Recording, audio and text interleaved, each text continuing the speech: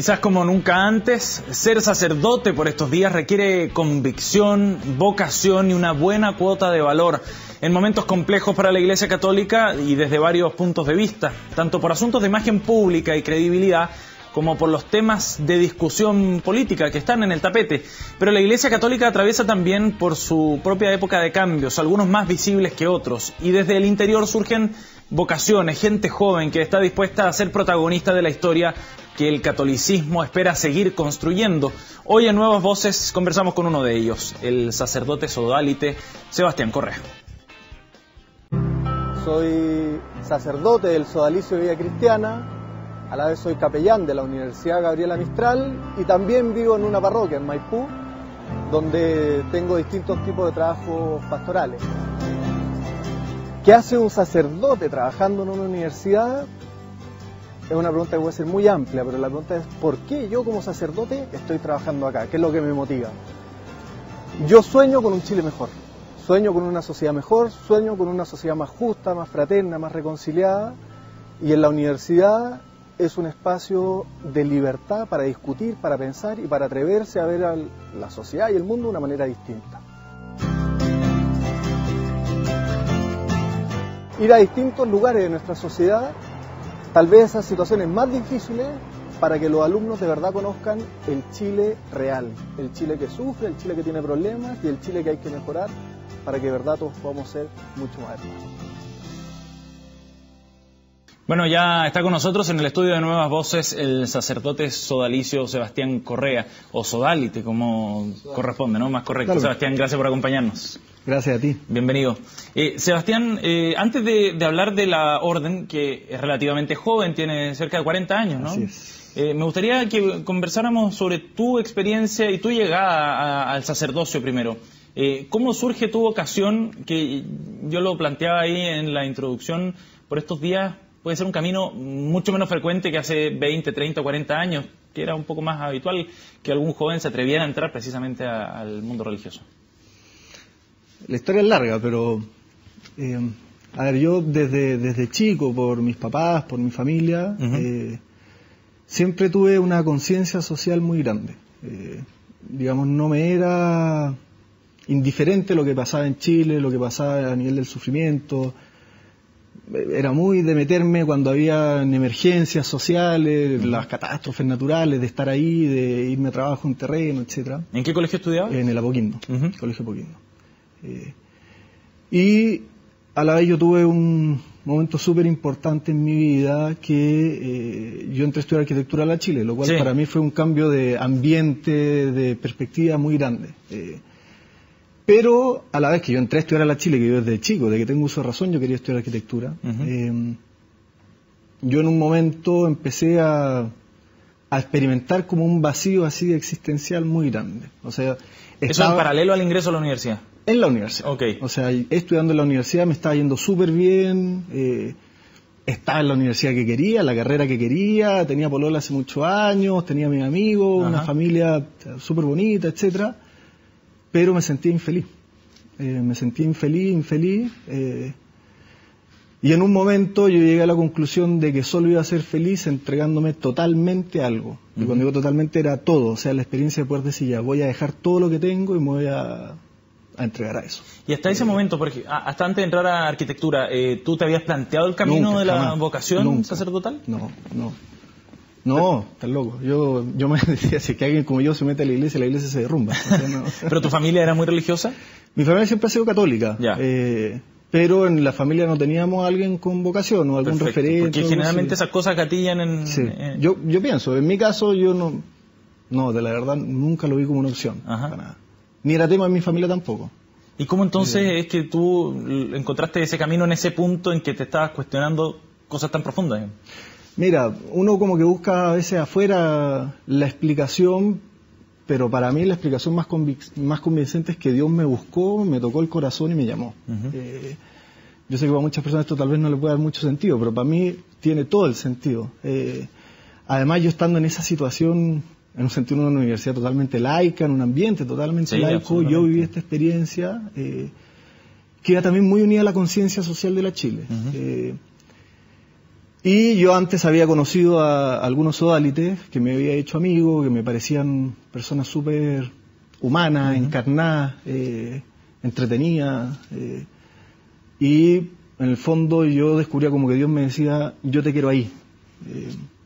¿Hay algún hecho en puntual, en particular, que te haya llevado a esa conclusión, a decidir ese, bueno, dejo todo para dedicarme al sacerdocio? Mira, yo tuve como dos eventos fuertes. Uno, me fui con varios amigos a mochilear a Perú, a Machu Picchu, Cusco, etcétera. La típica que uno hace el primer año de universidad.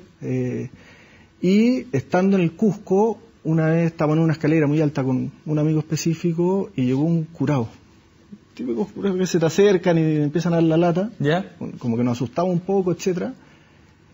Y nos dijo una cuestión súper rara. Nos dijo, mira, yo no soy como ustedes que estudian ingeniería y arquitectura, y nosotros estudiamos ingeniería y arquitectura. Fue como chocante, muy raro. Me dijo, yo les quiero decir algo. La plata no los va a hacer felices. Acuérdense esto, la plata no los va a hacer felices. Ajá. Y se sentó al lado y se quedó dormido. Fue y ahí yo empecé de verdad con este cuestionamiento súper profundo. Y dije, bien extraño el encuentro. Algo tiene que cambiar en mi vida. O sea, yo me sentía como construyendo una vida que no me iba a hacer feliz. Me daba miedo llegar a los 60 años, preguntarme de nuevo y decir, oye, ¿sabes qué? He recorrido toda una vida y no soy feliz. Sí. Entonces ahí yo dije, voy a cambiar algo, no sabía qué. Y como a los 4 meses me fui a un retiro espiritual con mi amigo. Y después yo regresé y estuve pintando. Yo tenía un taller donde pintaba, me quedé pintando hasta muy tarde. De ahí llegué a la certeza y dije, ¿sabes qué? No tengo nada que hacer. Dios quiere que sea sacerdote. ¿Cómo llegué a eso? No sé. No te lo puedo explicar así. Y a las 5 de la mañana me fui a buscar alguna iglesia abierta, me puse a rezar y...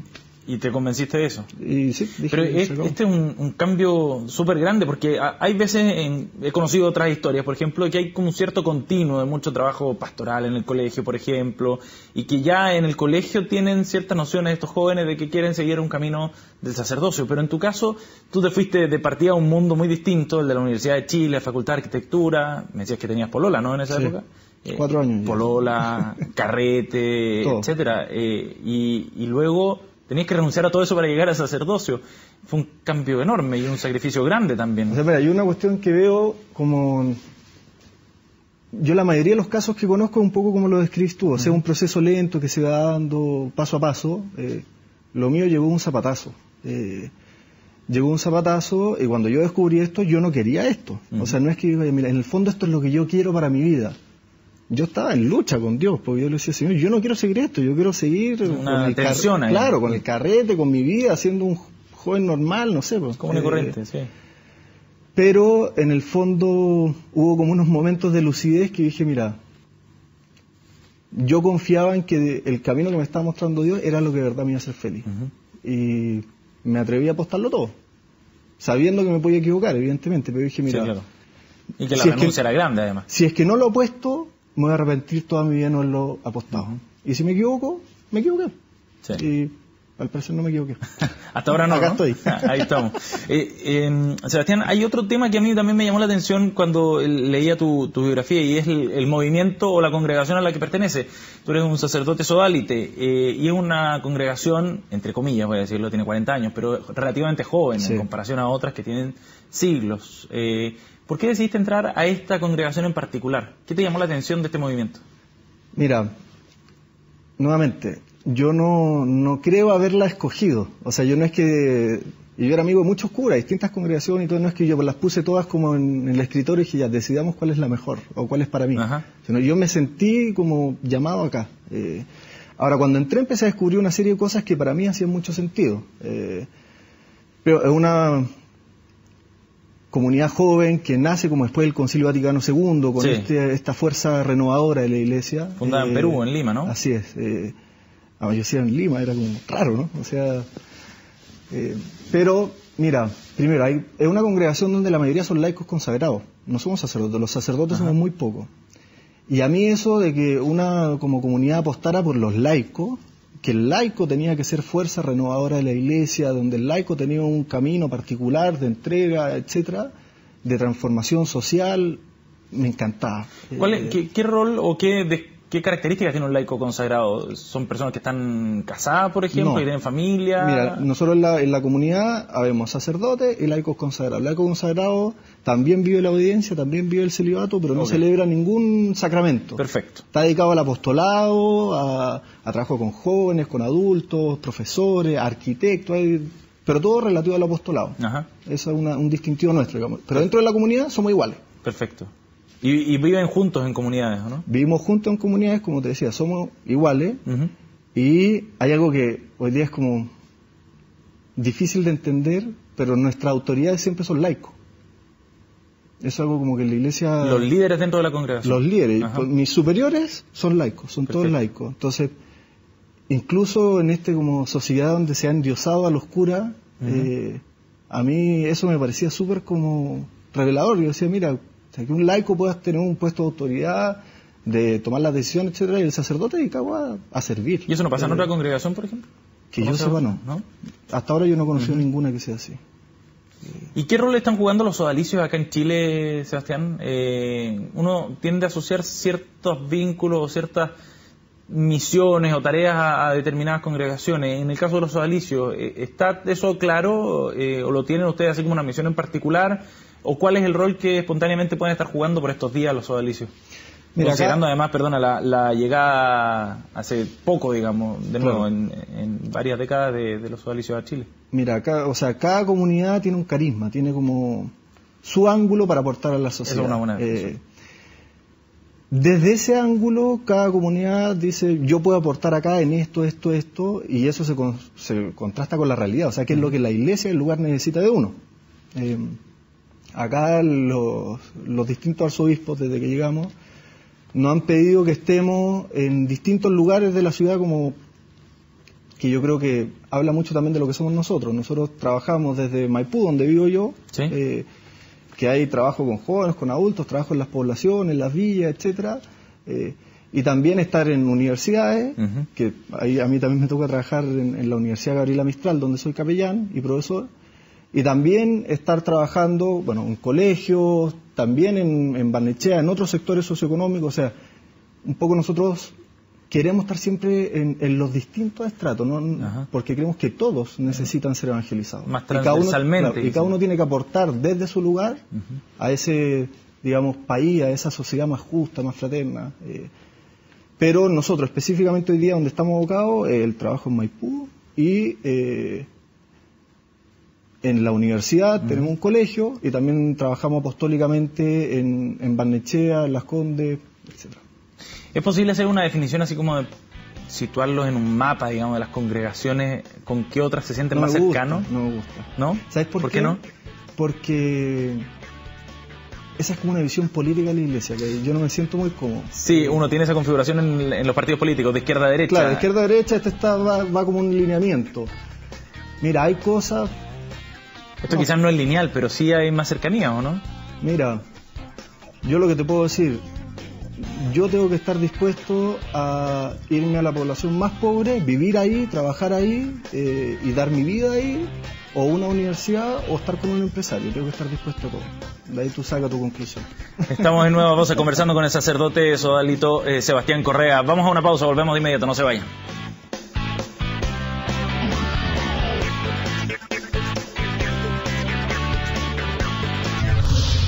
Estamos en Nuevas Voces conversando con el sacerdote sodalite Sebastián Correa. Sebastián, me quedó una frase muy pendiente, digamos, y marcada del primer bloque. Tú hablabas de este endiosamiento de los curas, al momento de referirte precisamente a cómo trabajan laicos y sacerdotes dentro de la congregación. ¿Es alguna crítica la del endiosamiento de los curas? ¿Y por qué crees tú que se llegó a una situación de ese nivel? Porque da la impresión de que en el fondo los curas tendrían una posición que no les corresponde. Eso es lo que yo leo al menos de tus palabras. Sí, o sea, crítica o no crítica, no sé, es mi opinión. ¿Pero mira, dónde notas ese endiosamiento, por ejemplo? Mira, de los dos lados. O sea, a veces al cura como que le gusta que lo traten distinto. Y por el otro lado, yo tengo en mi parroquia, por ejemplo, estamos en un compartir, tomamos una bebida, unos queques, etcétera, y yo voy a levantarme a lavar los platos y la gente no me deja.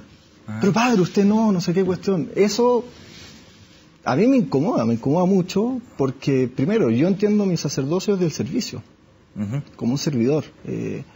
Y en parte todo el trabajo que hablamos antes, ¿no es cierto?, del aporte en Chile, yo creo que tiene que ser desde el servicio. Nosotros como universidad, por ejemplo, también desde el servicio. Pero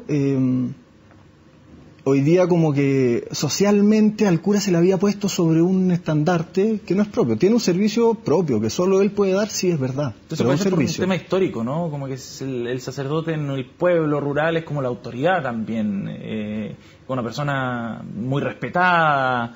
Quizás por eso ese tratamiento como más sobre un pedestal, por decirlo así. Mira, yo no tengo así como la razón histórica específica. Yo te puedo, además que a mí me ha chocado mucho volver a Chile después de tantos años. ¿Tú estuviste mucho en...? Yo estuve 13 años viviendo en Perú. En Perú, sí. Y yo llegué acá y me topé como, bueno, primero con una catástrofe, como que hubiera pasado un tsunami a nivel eclesial. Y este era uno de los temas que me llamaba mucho la atención. Unos que reclamaban de verdad que eso se acabara, y otros que lo siguen como tratando de vivir, y que no me parece sano para nada. ¿Y por qué hay algunos que tratan de mantener esa situación como porque ese privilegio? Así, porque lo vivían así, o sea, y la gente de verdad, yo creo con la mejor intención del mundo, dice, mira, este es un curita que ha entregado su vida, entonces hay que ayudarlo, hay que cuidarlo, y son súper atentos y cariñosos y cercanos, pero no necesariamente eso le va a hacer bien al cura. ¿Por qué no? Porque el cura uno más. El cura uno más tiene que sufrirla como todos, tiene que ensuciarse como todos, tiene que caerse como todos. Y si es que le creamos al cura un mundo irreal, pasan cosas como lo que han pasado, creo yo. ¿Qué cosas que han pasado, por ejemplo? Todos los casos de abuso, de poder, abusos de los más terribles. ¿Tú crees que hay una disociación ahí respecto a la misión que tiene el sacerdote, en definitiva? Yo creo que sí. Yo creo que muchos de esos casos es porque el sacerdote no se entendió a sí mismo como sacerdote, como alguien que había dado su vida para servir, sino como alguien que tenía que ser servido. Pero cuando tú, por ejemplo, te lo pregunto, en la formación del sacerdote, evidentemente que este debe ser un mensaje central de esa formación, el inculcar a esta persona que se va a ordenar como sacerdote que él está a disposición del resto o en servicio al resto de la comunidad. En alguna parte ese mensaje se distorsionará, no sé en qué momento será, si es el momento de ejercer el sacerdocio. ¿Qué crees tú? Yo no te puedo hablar de los casos o sea, yo he vivido mi formación, yo no he vivido ninguna otra formación, no conozco bien de las otras comunidades, de las diócesis, etcétera. Yo te puedo decir que yo, no solo en mi formación, me ha tocado de limpiar baños, desde atender enfermos, lavar a enfermos, hacer el aseo, sigo haciendo el aseo, o sea, son cosas básicas que son detalles que van hablando de lo que uno es, y cuando uno deja esos detalles se empieza a olvidar de lo esencial. Y a mí, al menos, en mi comunidad, me insisten mucho eso, o sea, Sebastián, no te olvides que tú eres un servidor, eres un servidor. Y una cosa muy buena de vivir en comunidad, que si es que a uno se le sube lo humo, alguien te lo va a hacer notar. Claro. Y hay cierta horizontalidad también, sí, ¿no? Que es lo que te decía, adentro somos todos iguales, desde el que lleva 3 años hasta el que lleva 40. ¿Cómo, cuando tú te fuiste a Perú, con qué imagen te fuiste de la iglesia y con cuál fue con la que te encontraste, o la realidad con la que te encontraste a tu vuelta? Tú hablabas de un tsunami una suerte de tsunami dentro de la iglesia por todo lo que había sucedido. Mira, yo me fui con una iglesia que a mí me encantaba, yo iba a misa, la iglesia llena, etcétera. Yo hoy día llego y yo voy en el metro y me gritan pedófilo. Y me ha pasado. ¿Te han gritado? Sí. Sí, no, muchas veces. O en la población igual. ¿Qué sientes cuando te dicen eso? Da mucha pena.